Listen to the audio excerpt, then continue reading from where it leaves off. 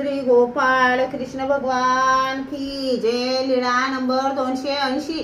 पाटोदा येथे केदार देवळाच्या गुंफेत काही दिवस मुक्काम। राईयाची भेट। सर्वज्ञांना दुपारचा पूजा अवसर झाला। नंतर सर्वज्ञ गुंफेच्या पडवीत वसरीत थोडा वेळ बसले।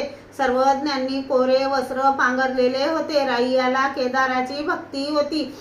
तो देवतेच्या दर्शनाला आला व प्रदक्षिणा घालू लागला। त्याला सर्वज्ञ बसलेले दिसले। त्यावेळी श्रीमूर्तीवरून वस्त्र खाली घसरले। सर्वज्ञांनी ते वस्त्र पुन्हा पांघरले तेव्हा तेथे राईया उभाच होता। त्याने विनंती केली, देवा आपले अंग उघडे असू द्या व श्रीमूर्तीचे दर्शन घेऊन माझ्या डोळ्याचे पारणे फिटू द्या, अशी राईयाने 3 वेळा विनंती केली। मग समोर आला, सर्वज्ञांना दंडते घातले, श्रीचरणा लागला आणि बसला। त्याने विचारले, जी सर्वज्ञ राजे आहेत की देव आहेत? सर्वज्ञांनी सांगितले, आम्ही राजेही नाही व देवही नाही, आम्ही भिक्षुक महात्मे आहोत। त्याने म्हटले, नाही जी, सर्वज्ञांचे अंग तालिमीचे आणि केसदार पिवळदार। मी अनेक महात्मे बघितले पण त्यांचे शरीरे रोडकी आणि दुबळी।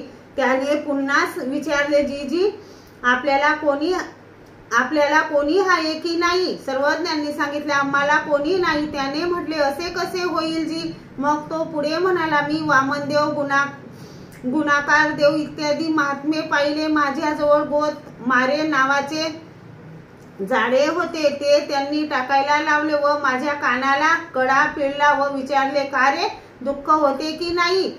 मी म्हटले, हो होत आहे। तर मग जसे तुला दुःख होत आहे ना तसे त्यांनाही दुःख होते, म्हणून ते झाडे टाकायला पापरूप उद्योग सोडायला लावले। श्री गोपाळ कृष्ण भगवान की जय।